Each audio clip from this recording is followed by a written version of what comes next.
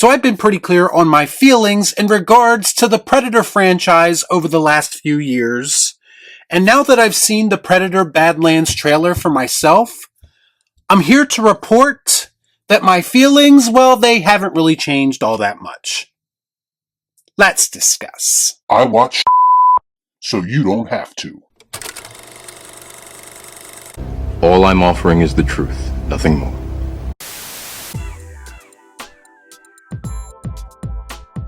Let's go, baby! A new Predator trailer in full effect. The Predator franchise has never let me down before, so I don't know why it would start now. A young loner trying to protect a white girl. He just like me, for real. This already looks bold, epic, and like a pure adrenaline rush. There is absolutely nothing better in a movie when they flip the script and turn the villain into the hero. How can you not be excited about this? I already see Easter eggs for an Alien vs. Predator crossover. We are winning. PG-13, NC-17, and everything in between. It does not matter, this will be peak. November 7th, we will be seated.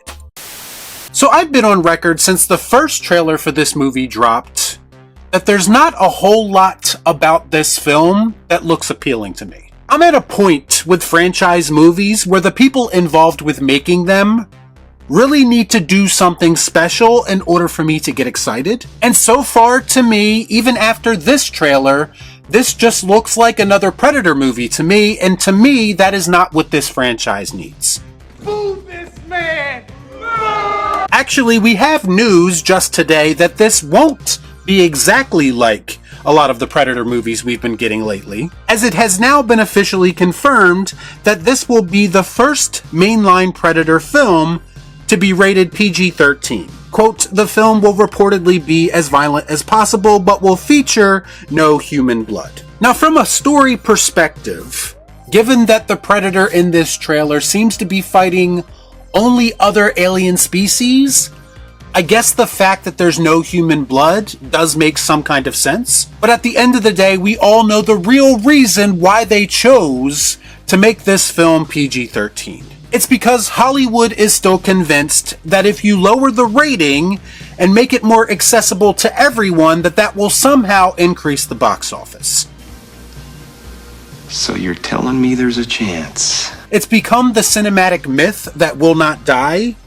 And at this point, it just seems to be a tactic of desperation whenever a franchise really doesn't know what to do next. Everyone knows that if the movie is good, and it has legit, real-life word of mouth because of that, there's a good chance that will increase the box office of this film. And in that scenario, it probably wouldn't even matter what this film was rated. I mean, Deadpool and Wolverine literally just made over $1 billion not too long ago. An R-rated film.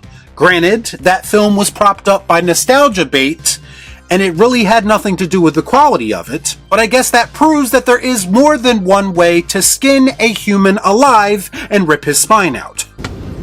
I understood that reference.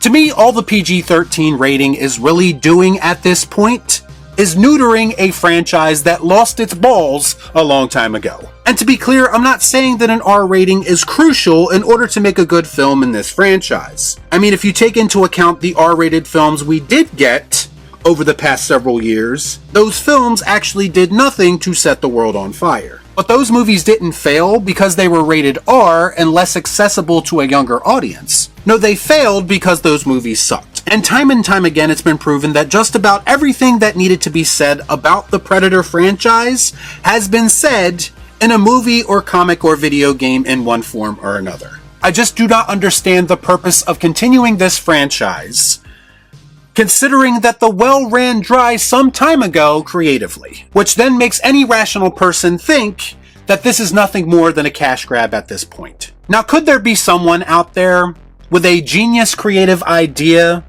that will one day reinvent the Predator franchise? Sure. Come on. Do it.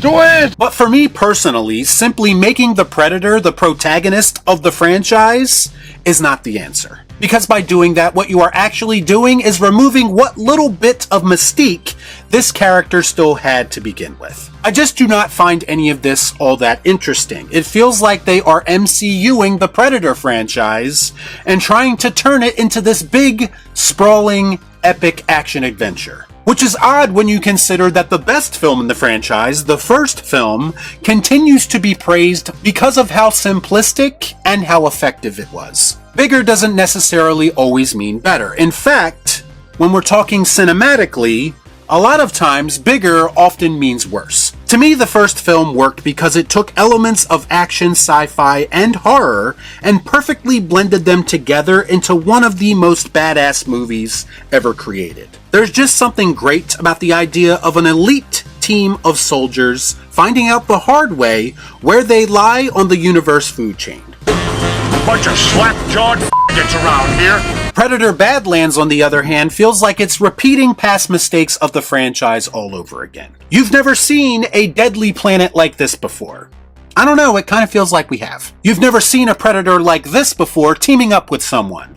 I don't know, it feels like we have. Also, if this movie is genuinely setting up another Alien vs. Predator crossover, like a lot of people are suggesting that it is, do we really need to get into how that turned out the first time, and do we really need to rehash bad ideas? Every time a new Predator movie comes out, to me, it just feels like the studio beating a dead horse.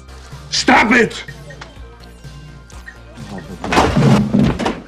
I mean, at the very least, would it have been too much to ask to give us a practical effects created Predator protagonist? I mean, the practical effects creature from the first film still holds up to this day, and that was made in 1987. By making this character full CGI in Badlands, and putting him center stage, it instantly makes me about 90% less interested in that character. Just make animated movies if that's what you want to do. Why even bother with the live action aspect? I could be wrong, but this trailer makes this film feel about as soulless and forgettable as the last few Predator movies we got, that this film is desperately trying to make us forget about. Now, I know there's going to be someone out there who says, I don't know, it looks pretty good to me.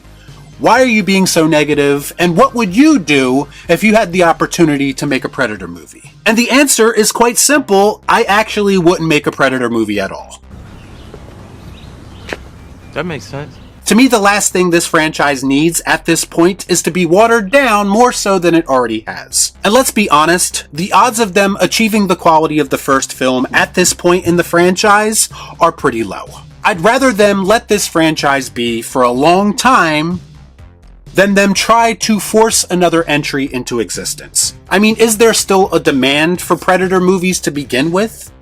Remember, the last entry went straight to streaming for a reason. And I think they took the overhyping of Prey on the internet as a sign that people were interested in more theatrical Predator movies. And I just don't know at this point that that's the case. Y'all be cool. Shut up.